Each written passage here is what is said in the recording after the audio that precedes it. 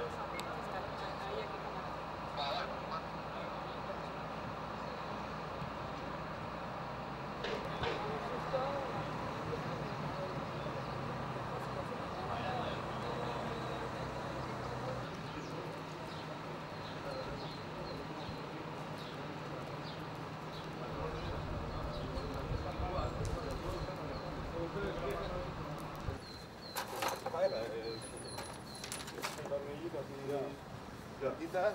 Eso queda nada. Luego pasa el manguea, ¿no? Claro, sí, estamos esperando a que venga. Pero si hoy no tenemos mecánico, tengo que marchar. Pues la otra 5000 está rota, ¿eh?